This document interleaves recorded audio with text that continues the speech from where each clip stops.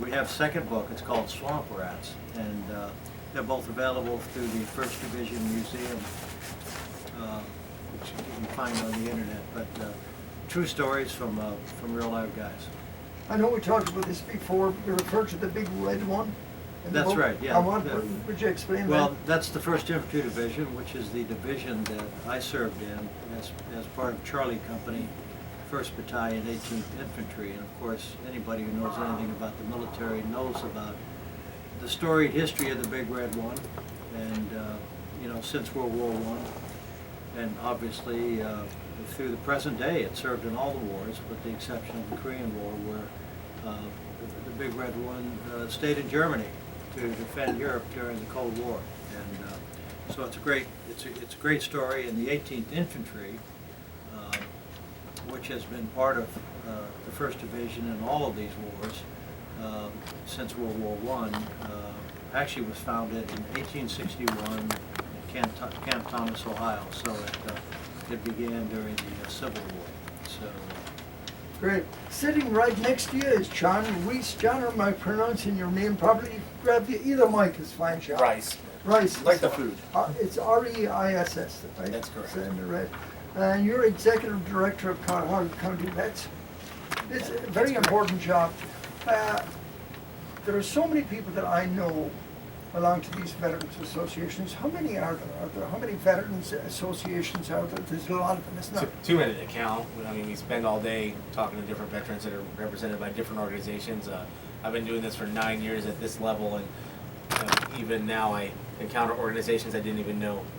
Talk to me about your background. Talk about Patrick in Vietnam. What division of the service were you in? So I was a U.S. Army signal officer on active duty with 11th Signal Brigade out of Fort Huachuca in Arizona.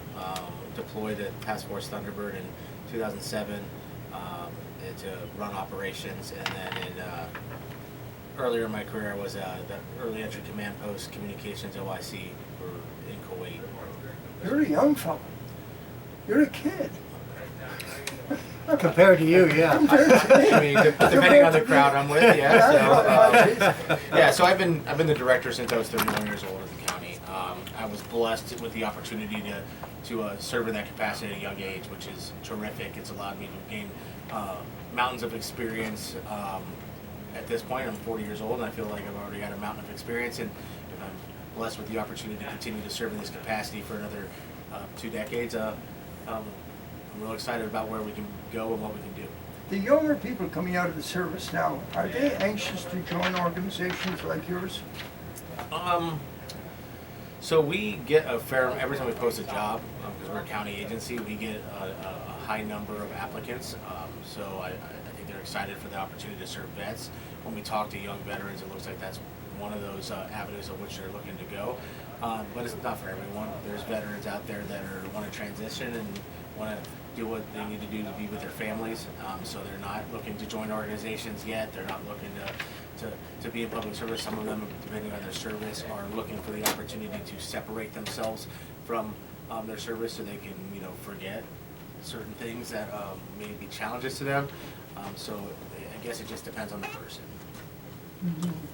So you're going to continue on doing it anyway?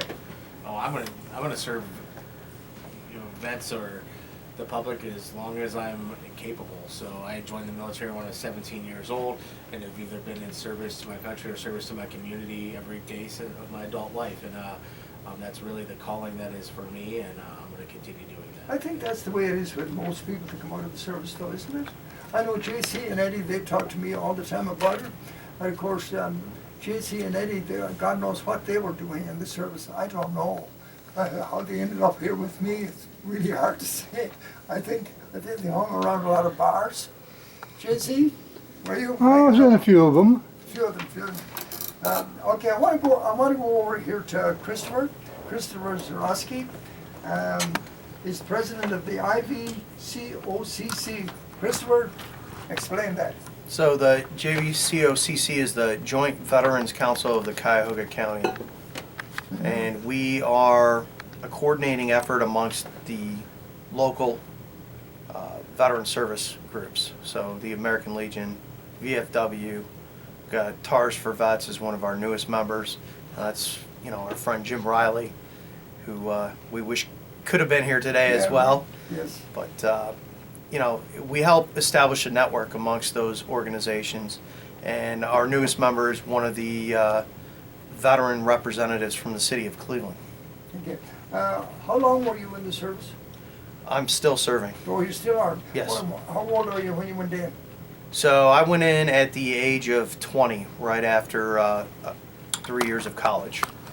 You don't look like you're more than 30. Well, thank you. You're a lot more than that. I'm reading here, you have a quite a illustrious career, I see. Were you in the Green Berets? I still am, yes. You still are. Yes.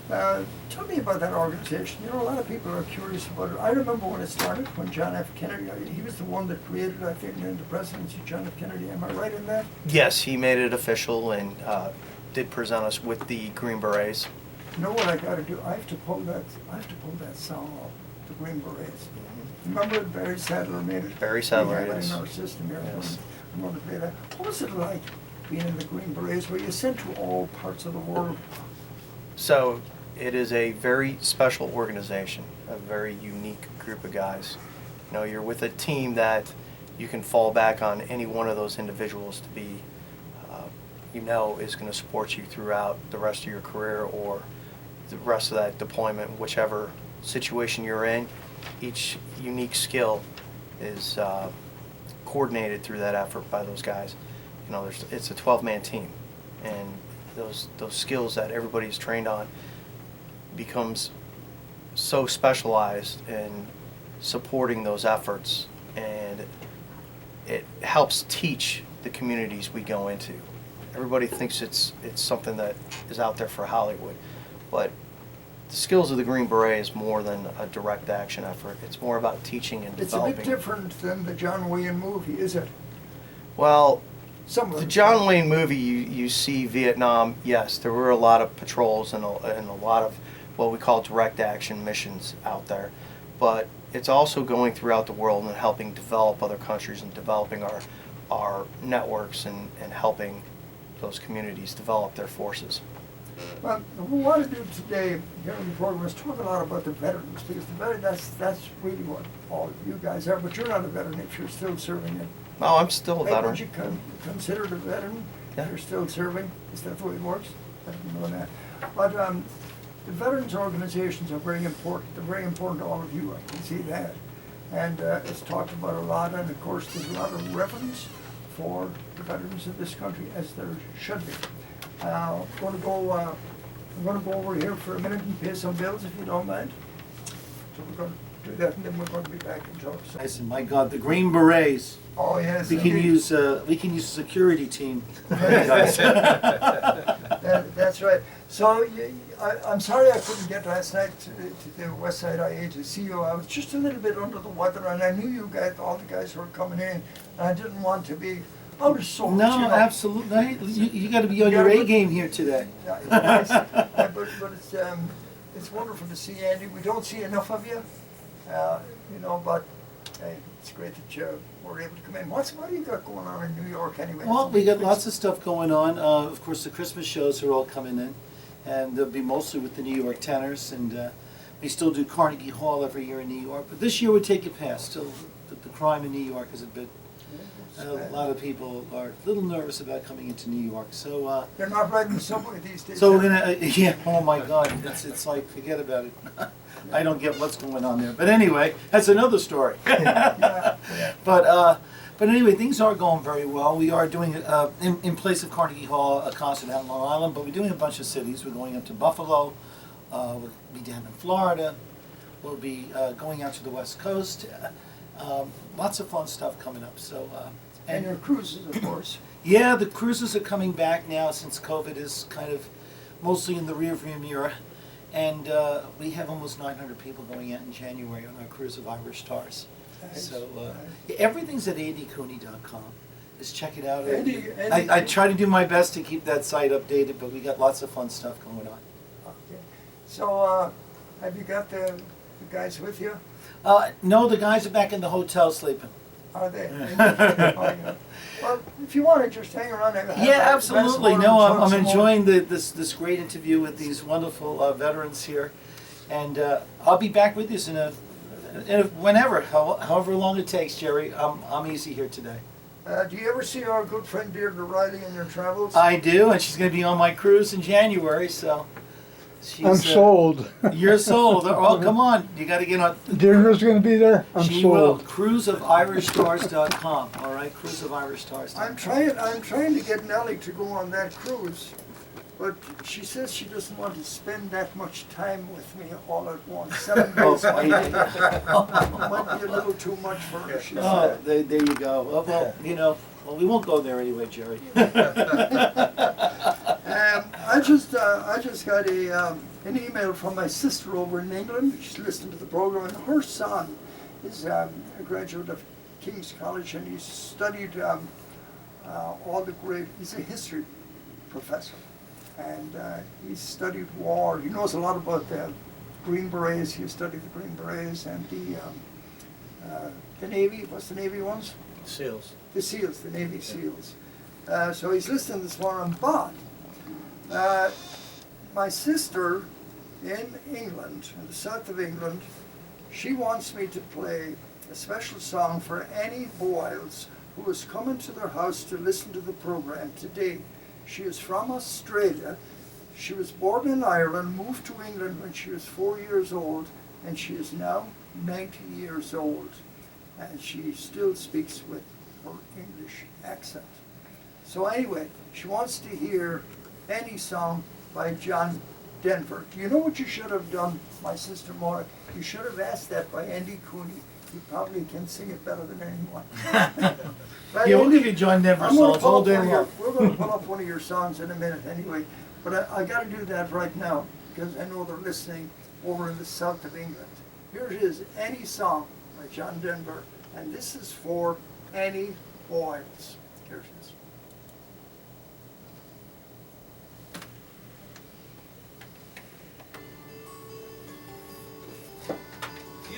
Hi, everyone. Nice to see you. Good morning. Nice to see you guys. Hi, how are you? Nice to see you. No, Colleen, Colleen, Day. nice to meet you. Yeah, good. Sorry, Jerry. I went to the Jack Mahal fundraiser. I thought we could leave, and I couldn't leave. It was at the anniversary breakfast, and we were stuck in front of the room. So, yeah, I had to finish up. How you everyone? Welcome. I'm Colleen.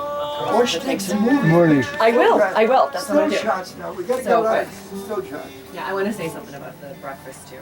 But how was the show last night, Andy? Oh, it was great. Good. Great. And a full house. It was great. Awesome. So good. No, that's Oh, great. Welcome thank back to Cleveland. It's Oh, always thank good you. to I see don't know if we've met before. No, I don't think so. Okay. No, I don't think so. Okay.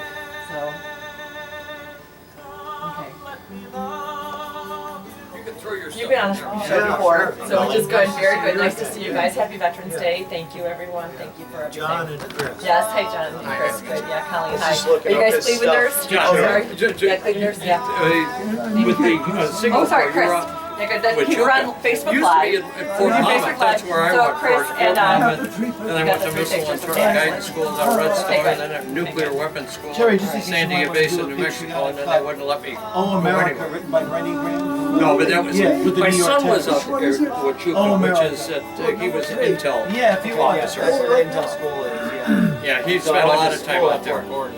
Yeah, Fort Gordon, yeah. Well, I got back from Vietnam, went on leave. So typical. And in isn't my it? last 5 months in the Army at Fort Huachuca, I was a platoon sergeant for It's a AIT neat, training. it's a neat place out there. I like Fort Huachuca.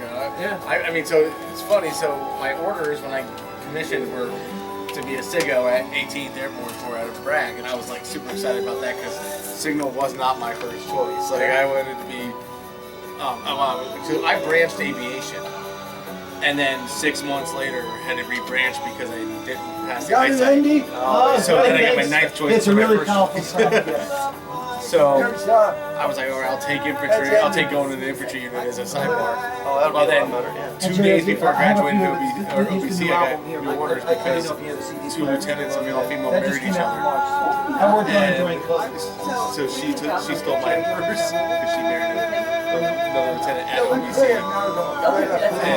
Play it. They got to be signed together and stole my orders. I got told 2 days before I was leaving for Bragg. They told me to still report Andy, these guys to are betting so for my Air Force good, Way, report to betting, they get laughed at. Well, yeah. All right, we talk about But that. you're not going to Oh, absolutely there is. So what So about my serious nephew's school? gonna go in the Coast Guard. Type of- Yeah, he's taking the You're good test for this serious. week. Your He's reporter a senior in high instructor school. laughs at me. So it's okay, I'll be fortunate. So why did we pick? So they go to Huachuca, and I get to Huachuca. Met somebody. Well, I call Huachuca. John Denver, and that is going out to Andy Boyles over in the south of England. I call it the Florida of jolly old England. It is 10:33 here on the Irish Show on WHK AM 1420 and on the internet at WHKRadios.com. We have a Veterans Day going on here, very important that we honor our veterans, and we have three of the best, some of the best in the country is with us here this morning, but also one of the best entertainers in the country, and that is Andy Cooney. He's with it, stopped in from his appearance last night at the Westside Irish American Club, and he just gave me one of his new CDs, and there's a new song on there called "Oh America." I think the guys here, the veterans, might enjoy it. Yeah, it's actually the New York Tenors. Daniel Rodriguez, you might remember Daniel during 9/11, his version of God Bless America at Yankee Stadium was kind of the beginning of the healing for a lot of people here for 9/11. He went from being a New York City cop at Ground Zero to being on Oprah the following week and becoming a national star. And so it's Daniel Rodriguez, the New York Latino tenor. We have Christopher Macchio, the New York Italian tenor, and I'm the New York Irish guy. Now this song was written by a man named Brendan Graham. And Brendan Graham wrote You Raise Me Up. He's from Ireland. But he wrote this song for our great country, and I think it's so powerful, and we recorded it with the New York Tenors. This is Oh America. Oh, America. Here's this.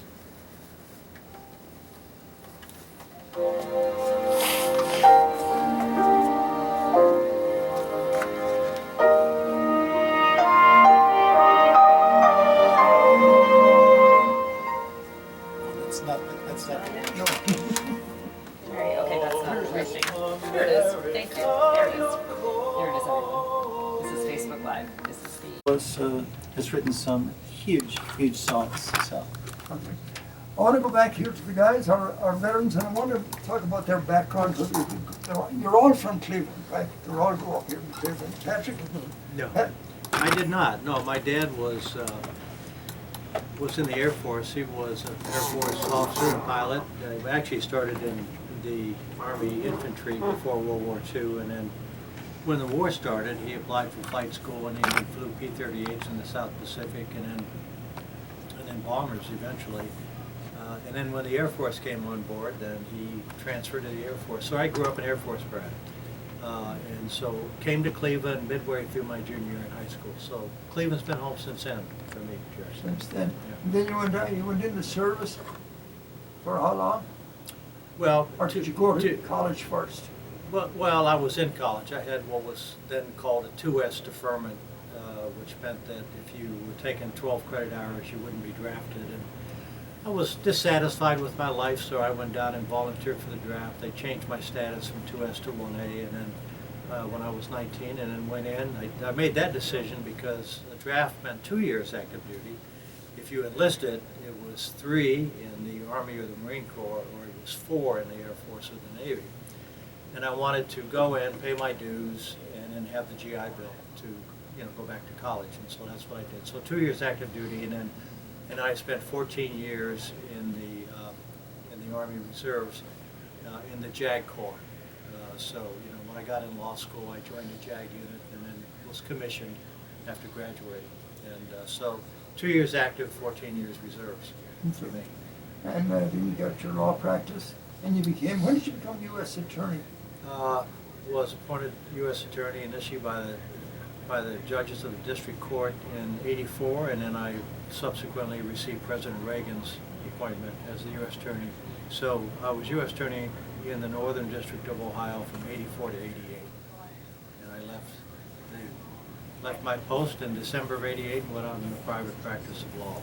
So that's sort of ancient history now. I mean, we talk about these years and we look back and say, oh my God, were any of you guys born yet? So. Well, around here, you're kind of a young fellow most of the time. Yes, Most indeed. of the Well, time. I see that by looking around at some of the people here. I can see how a young Andy fellow. is a young guy, too. And so I want to go over here to John. John, how did you get started? Well, so How did you end up in I'm an the- Army brat.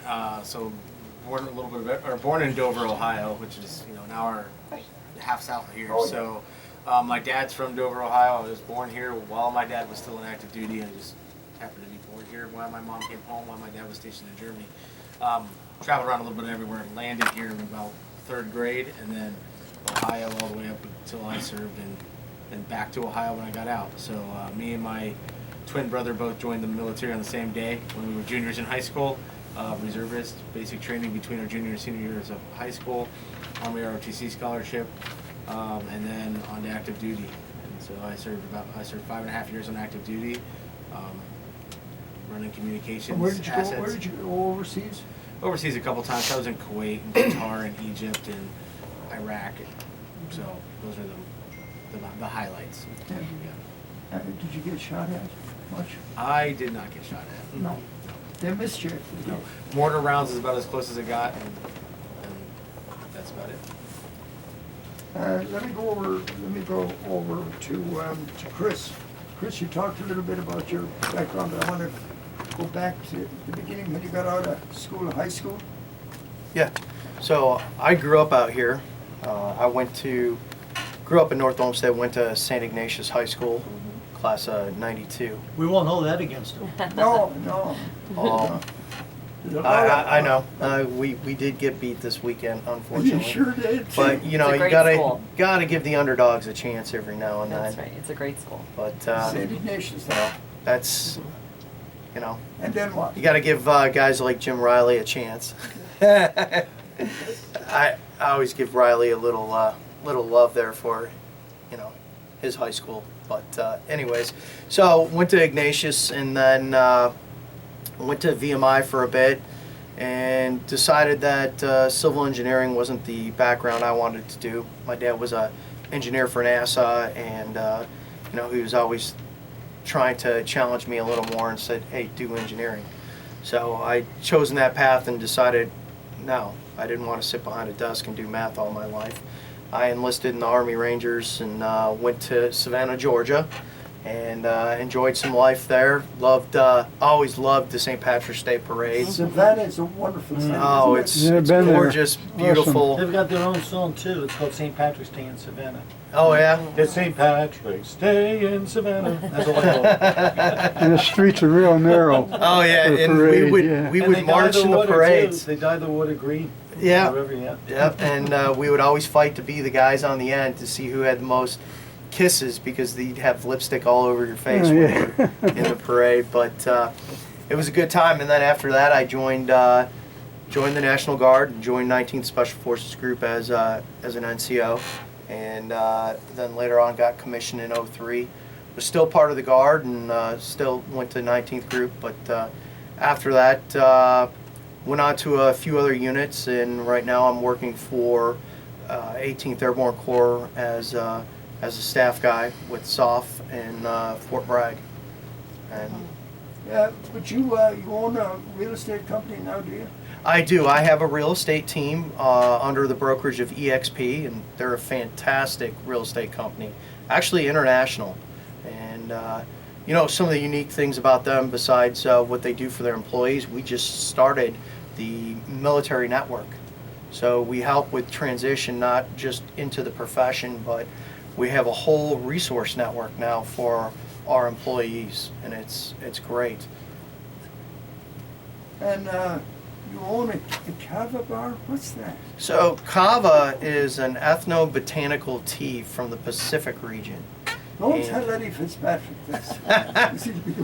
So the unique thing about that is it hits certain receptors in the brain, your GABA receptors, and it helps relax people. It makes certain things that can help you become more social and more relaxing. I found Jameson did that for me.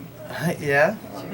We're not promoting Jameson here. I'm with you, Gary. Me too. I'm with you. Yeah. But see, But go ahead. this is a bar that's all alcohol free. Yay. And Right. you can sit down and be. That's why we have The effects of this are all relaxing. It's good anti-inflammatory. It helps people with PTSD. It's a great alternative. Very cool. And you Are don't there have any here in the, Cleveland? yeah, you don't have the effects of alcohol. You don't have the legal issues of it. I mean, it's really fantastic. We have one in Lakewood. It's right by the Lakewood Library. Okay, thank It's you. called Sacred Waters. And then Okay. we are doing our soft opening soon right across from St. Clarence Church, Yeah. where Best Damn Tacos used to be. Uh-huh. It's going to be called Sacred Waters West. Barry, do they serve berries over there? Barry's tea. Oh, Barry's tea, regular Irish tea. So Regular Irish tea. do have some teas. We serve regular teas and coffees as Okay, well. cool. And when we make these drinks, I mean, we make them taste like mochachinos. You know, one of our guys can make it taste like, you remember Frankenberry cereal and Yes, blueberry? right. We can make it taste like that. And then some of our other drinks, they taste just like regular teas. I mean, it's fantastic. How about Count Chocula? Oh yeah, we can go there too. It seems, Chris, that a lot of what you do is focused on veterans and helping them out in some way or another. Is that correct? So, yeah, you know, everything, just like John was saying, our calling tends to be continuing to serve. You know, we love what we do out in the service, and a lot of veterans are always looking for that mission. What do I do next? And the service in the veterans and our networks are built on that continued mission of serving our communities, serving our fellow veterans, and keeping them safe and keeping that camaraderie and building that team. Well, many people get out of the service today and there's some real mental issues after the murder. What does the Veterans Associations do for those people? How do they help them? I know you have the Veterans Hospitals. How do you help those people? So I'm going to give John a chance because John, yeah. Talk about that, John. Yeah, so you hit the nail on the head, which is there's the VA hospital, of course, and referrals there. But you know, as veterans and veteran leaders in our field, we talk to people. We hear them, we talk to them, we find out what's best for them, because not everybody needs a medical intervention, right? Some of them need a social intervention or a substance abuse treatment intervention or whatever. So we have to listen to our vets, and we then can help identify what their needs are and what we can do for them. Sometimes it's a connection and joining an organization like the VFW and just being around some people, and sometimes it's getting them involved with some employment representatives to help you get better employment, because to be honest, the driving factors for individuals that are suffering from post-traumatic stress tend to be different, vary for each person. So the importance of listening to somebody, hearing what's going on with them, and figuring out what is going to work for them is the best answer. Yeah, John, we do hear a lot about people getting out of the service and not that they don't have the education, but something goes wrong somewhere and they don't seem to be able to adapt back into society. Well, what's the reason for that? Is that what do you call it, PSTD? It's sometimes sure, right? Sometimes it could be that. Sometimes it's just that the jobs we have in the military are so specialized, right? There's very few occupations that you're going to find in the civilian sector where your primary responsibility is to point and shoot. And so we have to recognize that transitioning somebody out and then recognizing the skills that they've obtained in the military that transition them well to civilian occupations is there, but there's also going to be a learning curve, right? And I think that's part of what me and other members of our veteran leadership community spend a lot of effort doing, which is trying to talk with different employers and working with the employment networks to make sure they understand that there's a transition aspect to veterans, right? And if you had a person that was just fresh out of college and spent 25 years as an engineer, and then you're going to bring them in to do construction or to do architecture, it's a different field. They're going to spend the entire field doing something else, and you would expect some level of transition. Well, it's no different from the military, right? They've just spent a lot of time learning how to operate a certain way in certain environments, right? Environments that teach them to be on their toes and expect the worst in certain areas, because if you don't plan for the worst, then bad things happen. So that is a whole different mindset than working at Key Bank. You're working at Key Bank, you're not expecting the worst scenario every time you walk around the You don't corner. have to get to work on time. Yeah, can I copy on that, Yeah, John? go ahead. Yeah, it's expectation management. A lot of times, you get individuals from the military who are understandably going more than what's expected of them. They drive on no matter what the situation is, and they look around and will go above and beyond the job description. You know, if something's left on the floor, they'll pick it up. Whereas, you know, if the project stops because it's at a sticking point, they're going to look to fix it. Other people might just sit there and wait to be told, hey, this is where you can find the solution. They'll still drive on to fix that point. They don't wait, you know. And one of the things we've studied in graduate school and these other places that come out in the Harvard Business Reviews and things lately is that silent quitting. And the issues are, you know, it's not in my job description, so I'm not going to do it.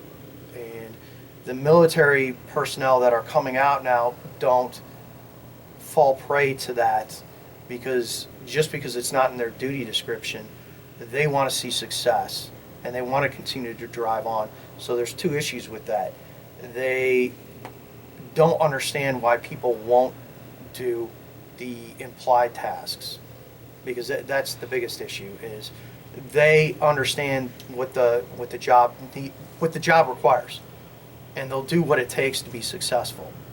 If it's not written, they know it's implied to be successful, so they'll continue. Whereas other people won't do the implied. I want to come back and talk to all of you about the opportunities for veterans in corporations these days, in small companies also, but especially in corporations. What's the opportunities, which I think would have some bearing on younger people joining the service, because they know it's good training. But in the meantime, let's do this, and we will be right back. Stand by. Same unit that JC was at a few years before me. You've known him that long? No, I didn't know him then. Oh, You know, I didn't find that out until years later Oh, yeah. here, that we were in the same unit with the 2nd Armored Division. Was he the guy that was stealing the mattresses out of the barrack in Farnham? I don't know, I lived in the BOQ at the time, Bachelor Officers Quarters. Okay. Good for you. But talk to me about your background. Before you went to the Army, what service, branch of service were you in? Well, before I went into the Army, I wasn't in any branch of the service. I was going to college. I was on a ROTC program. Okay. So that when I graduated from college, I was also commissioned as a transportation officer. Okay. And from there, I went to Fort Eustis, Virginia, the transportation school. I see John nodding his head there. He knows all those places. Yeah, I was out there on the Piedmont area, I think, of Virginia. So how did you end up in Vietnam? We the people said Yeah. We the people said Yeah, Uncle Sam. it was a lottery, and I picked the wrong Uncle number. Sam says That's what go. it was. But, no, I was at that time. I was at Fort Hood, working with the 2nd Armored Division as their transportation officer, and I got my invitation to attend be a participant in the Southeast Asia War Games.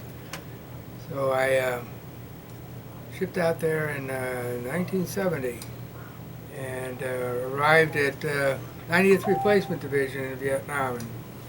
And when I was there, the major who was in charge of assigning people to their particular units asked me, he said, "Oh, we got a transportation officer here. So what's your transportation specialty?"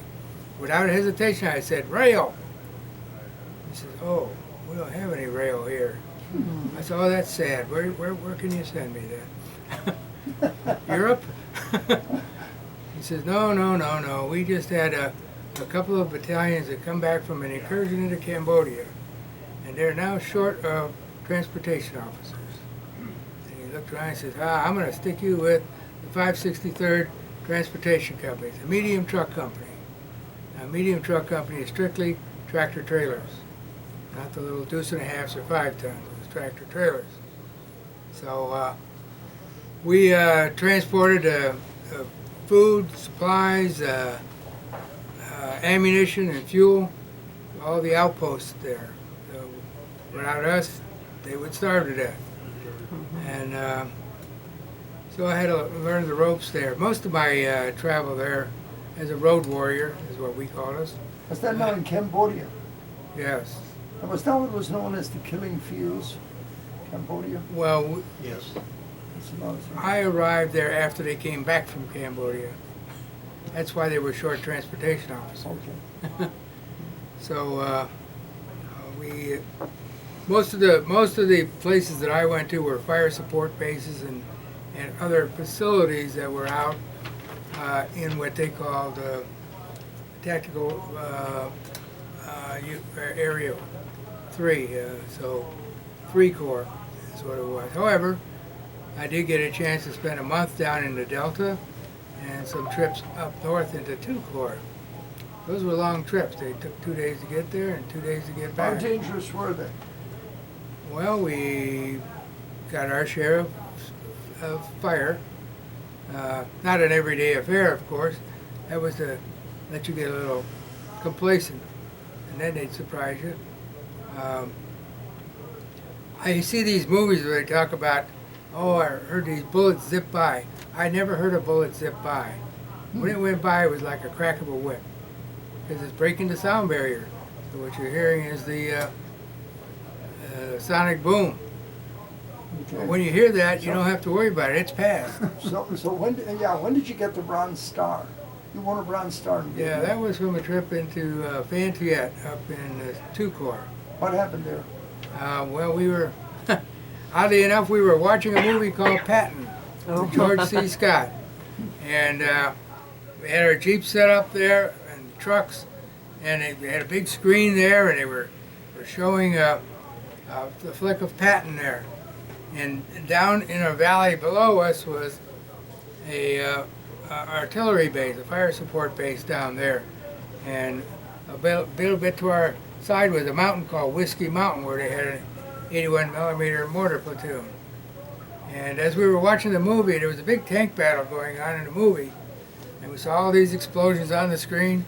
Then we saw a bunch of explosions off the screen. Well, that's 3D for you. And we noticed that it was coming from where that artillery unit was down there. They were being attacked. So movie was over. We all went and everybody went to their battle suit. Now I was a guest there. We came in with supplies for them. So we were guests. And so we gathered where, and I brought considerable firepower with me to defend ourselves coming and going. And I got onto the radio net with the commander there, and I identified myself. I says, look, I brought some considerable firepower with me. Use me where you need me. Probably about 10, 15 minutes later, hard to keep track of time, I get a call from him. He says, can you reinforce the north gate there? It looks like they're coming through the cemetery there. So I took a gun truck and 3 gun jeeps with me up there, held the rest back so I had some reserve, or if they were needed elsewhere. And we went up there and we put a lot of firepower down there. It was a massacre with them coming across the cemetery. I guess they were in the right spot. There was a cemetery there. Because one of the gun trucks we had a quad 50 on it. And that's a turret with 4 50 caliber machine guns. And Serious power right there. yeah. Not hiding behind any of the stone monuments was of no use to them. That would chop them right in half. But well, we beat back the attack there, and that's. How many people did you lose? I didn't lose any then. None. None. I mean, I told all the guys there when we were going up there, you see anybody with an RPG, you take them out first thing. I didn't want Thunder Chicken was the name of the truck that had the 450s on it. I didn't want Thunder Chicken to get hurt. So Thunder Chicken. that's what they named it. That's the name of the truck.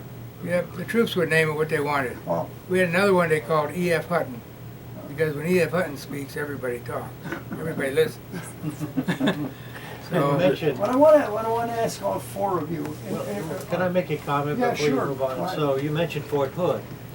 So you may, if you follow this, you've noticed that Fort Hood is going to be renamed Fort Cavazos. What is it That's- called? Fort Cavazos. What's that? Well, I'm going to explain it to you. Cavazos. Richard E. Cavazos was my battalion commander in Vietnam. He was Dog Phase 6, battalion commander, the 1st of the 18th. And he went on to become a 4-star general. He's an Army legend, and he was the first Hispanic American to be promoted to brigadier general, and each time he received a new star, he was the first Hispanic to receive that promotion in the United States Army. As I say, he's an Army legend. You can read about him, but I wrote an op-ed in the Plain Dealer on July 15th of 2020, published also on Cleveland.com, advocating the renaming of Fort Hood for Fort Cavazos. That started my story is that started the initiative to have General Cavazos considered as the new name for Fort Hood, Texas. And that's what this Army Commission, Department of Defense Commission came up with. They're changing names of 9 or 10. So you approve of different this ones. one? Patrick, is there any? Well, he other- was, what, no, do I approve of it? I mean, I served under him, saved my life and the life of my squad by a decision he made one day. And so, no, he was great American, and he's applauded by anybody who's ever served with him. And so, look him up. So- Google Richard E. So Pat- Cavazos. So Patrick, are there any of these renamings that you don't approve of? You know, I don't really care about any of the others right now. My point about Cavazos was that he deserved it, but beyond that, I mean, Fort Hood had been named after John Bell Hood, a Confederate general from Kentucky who actually resigned his oath. He was an American officer, resigned his oath to fight for the Confederacy, and they lost, and the nation was preserved. And so, you know, we need to name forts after Sure. men and women who took the oath of office to the United States and honored that oath. That's right. It is 19 minutes past 11 o'clock here on the Irish Show on WHK. I go to announce this because next Wednesday night at the Westside Irish American Club, Nathan Carter brings his action-packed live show to the Westside IA. That's next Wednesday night. Doors open 6:30, showtime is 7:30. Ticket price is $40. Backed by his 6-piece band, the Nathan Carter Show is a musical journey for all ages, bringing a unique blend of Celtic, Irish, classical, country, and contemporary favorites. So make sure you get your tickets. I want you to call Helen Monroe. Call her today, 216-251-4075. Or you can go on the website of the Westside Irish American Club at info@wsiaclub.org. I think if you just put in Westside Irish American Club, it will come right up. But we want to fill the house with this. They're coming from Chicago. There are 2 sold-out shows in Chicago. They're coming here, and Andy Cooney knows Nathan Carter very well. And Yes, I when do. one musician says good things about the other, you know they got to be good. Andy, what do you think of Nathan Carter? Well, as I was telling you, the huge scene in Ireland, the country and Irish scene, huge in England, Scotland, and Ireland. He's the biggest act over there. He fills theaters with 5,000 people, dance halls with 1,000 people. He's a wonderful young performer. And he's a young guy. I'd say he's about 30. I just recently interviewed him on my podcast, and so I'd like to give the podcast a little plug, New York Irish Hour. And I think he's on episode 43 or 42. But we had a great interview together, and I've also written with him on our album Irish Country Skyline. We wrote a song called Country Music Was Born, all about the journey of country music, how it all came about through Irish music coming to America. So we've written together, and I'm telling you, you should definitely come. He's a wonderful young talent. He's a great singer, wonderful performer, great accordion player, wonderful piano player. And like a lot of us here, like I'm Irish American, his parents are from Ireland. He's from Liverpool, but he has captured Ireland and all the hearts of. Yeah, I had him on a couple of weeks ago. He called in from Ireland. He Yeah. was born in Liverpool, though. Yeah, born in Liverpool. Where the Beatles were. Yeah, where the Beatles were, and when he plays Liverpool, he plays that big concert hall there, and he packs it out. So, I'm telling you, you're going to be in for a treat, and his music's not really being played out here, and I think it's a great thing when artists take it among themselves to come out here and explore and see if they can get a new following, and that's what he's doing. So, super I talent. think, where's he going from here? Is it Pittsburgh or New York? Or? I'm not really sure of his schedule. I do know he's coming to New York to the Cutting Room, which is a very cozy venue in New York City, and I know it's sold out. But for the IA to get a guy like Nathan Carter to come in and his great band, and it's great. Loads of videos on YouTube. Just go on YouTube, put Nathan Carter in YouTube. That's all you have to do, and I guarantee you'll be coming. One of my favorite videos that he has, he's with Phil Coulter doing The Town I Love So Well. The two of them together. It's a fabulous video. And another one of my favorites is Home to Donegal. So just put Nathan Carter, Home to Donegal. You'll see him live at the Belfast Opera House. And fabulous renditions. So that's all I can say. Okay, Helen Malloy's phone number, 216-251-4075. A lot of the people, give a call. Call Helen right now and reserve the tickets, because I got a funny feeling it's going to sell out. The number, once again, 216-251-4075, next Wednesday night at the West Side Irish American Club. I got to pay some bills here, folks. We'll be right back in the studio. 4 of America's finest. The veterans are with us this morning, and we are honoring all of that. One with Taiwan, with China and Taiwan. Well, Jerry, according to all the experts, the people who should know the answer to that, the answer is no, absolutely not. We're not ready. And we're not ready, I think, for a number of reasons.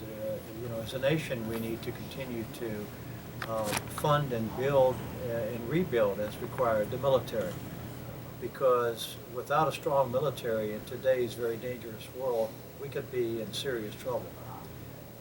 And the other component of this is sort of how the military is perceived by younger people, the folks that we want to raise their right hand and take an oath to serve the nation in uniform. They're not joining up. They're not enlisting in the numbers that they should. And this is a problem. And this is a problem that America needs to deal with pretty quickly, because without young Americans, men and women, because women today are an integral part of the armed forces. I mean, we couldn't function today without the women. Women have to be part of the armed forces in Israel, don't they? Well, I'm not an expert on Israel, but I think the answer is yeah. It's all hands on deck in Israel because of the situation they're in.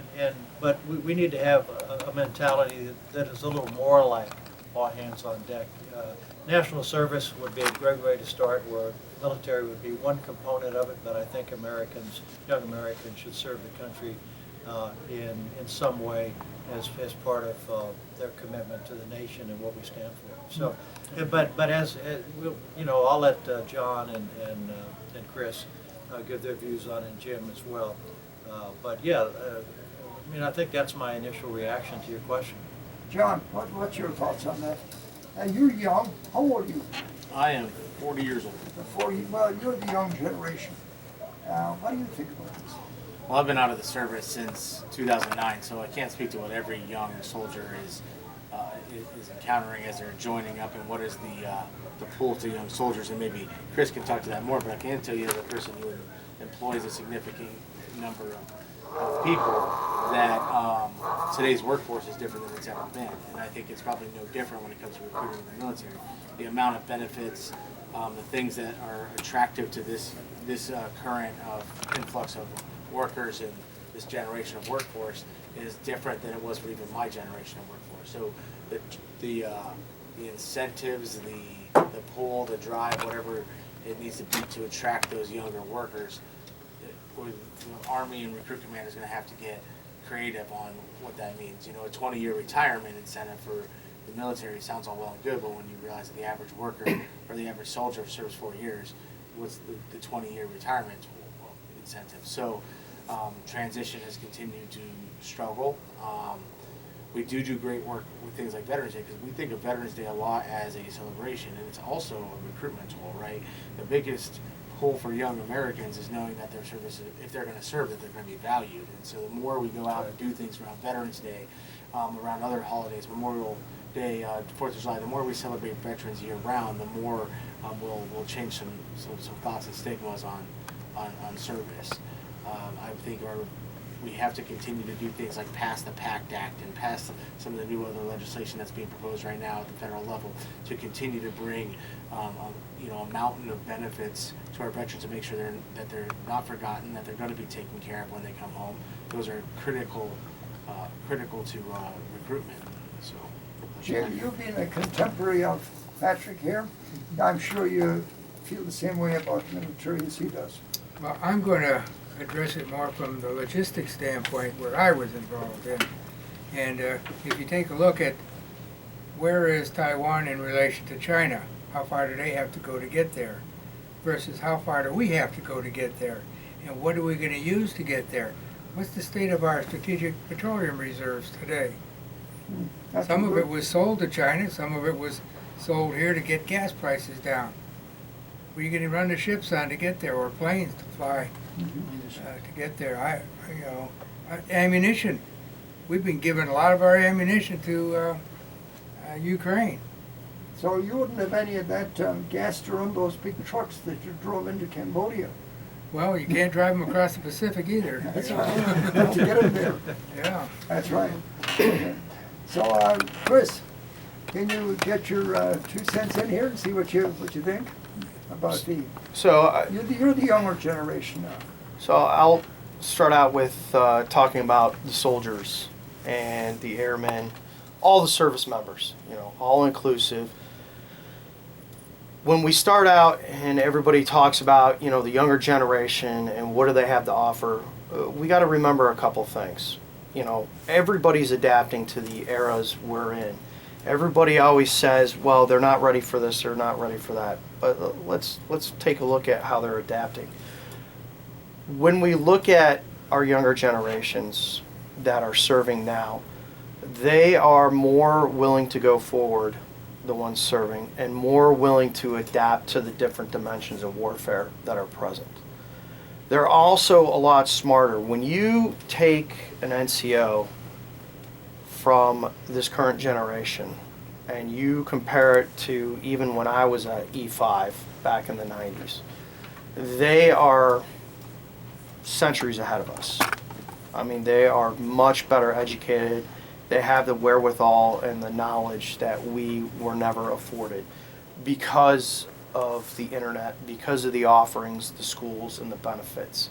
And the professional development is eons and light years ahead of where it used to be, because the force and the leadership of our generations have gone on to ensure that they're developed.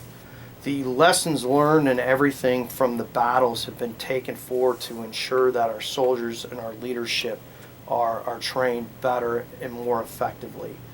One of the simplest ways to look at it is the way we treat veterans, to go on to John's story, is when we got off the planes, I had people like Pat and people like Jim and everybody else from the Vietnam generation saying, we're here to make sure you're taken care of because we weren't.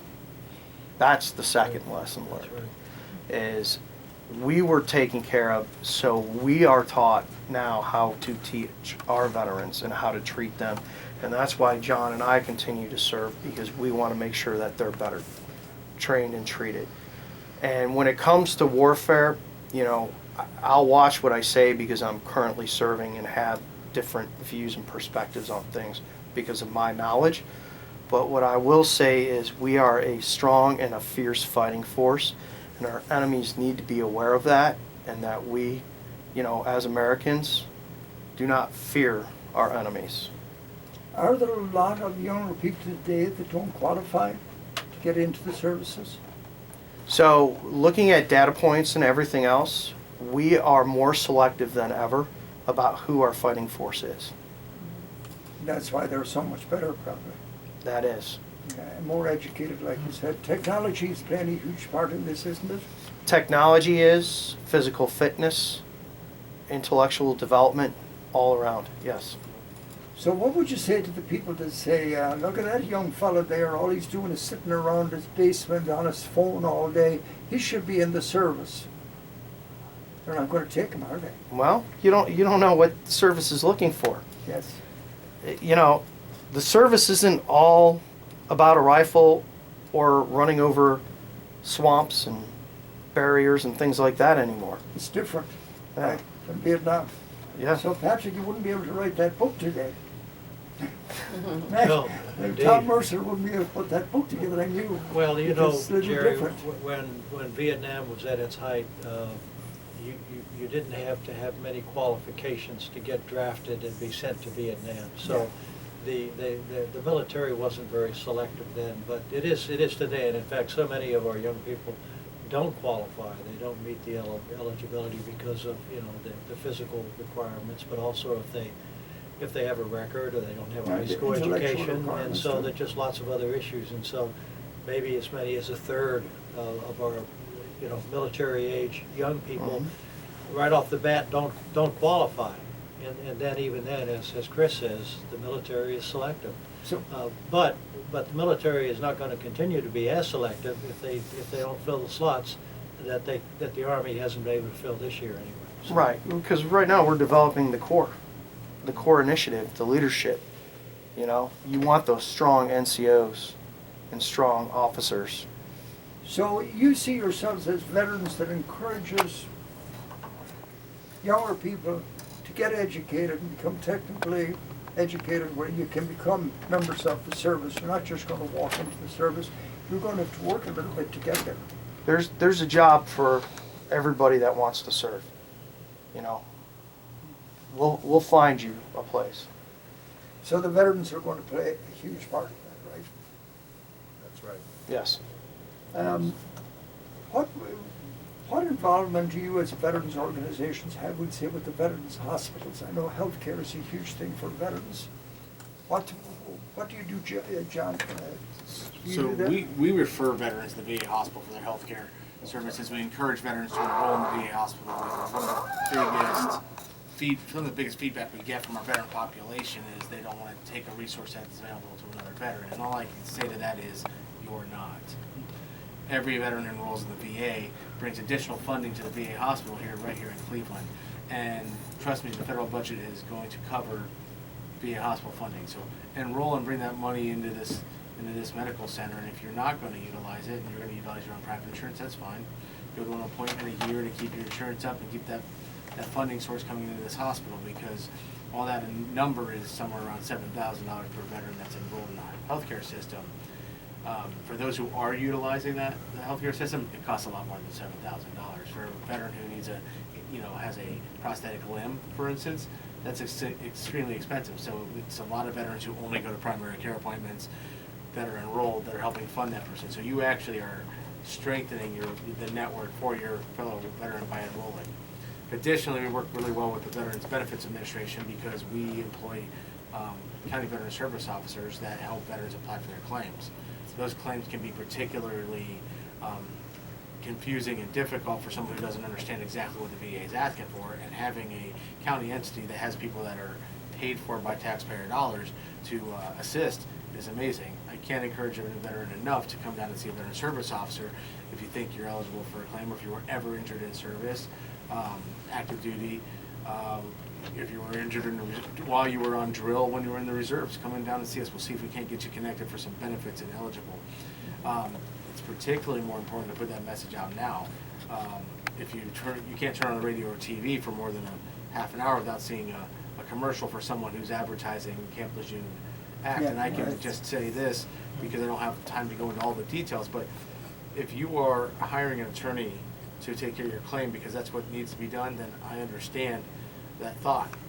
Except for there's some complications and offsetting of your other benefits that might occur if you get connected eventually for that same condition. So I encourage you to see a county veteran service officer, whether it's us or your local county. If you're listening from someplace outside of Cuyahoga, every county in Ohio has a veteran service commission with service officers. Go see your service officer. Those are going to be free of charge. It's going to be the only way you're going to get free access to your benefits, absent doing it yourself. And they're going to guide you through that process. If ultimately down the road you decide you need additional assistance, then they'll probably refer you there as well. So start with by seeing the Veteran Service Offices. Okay, thanks, John. Now this, You want to get your phone number out.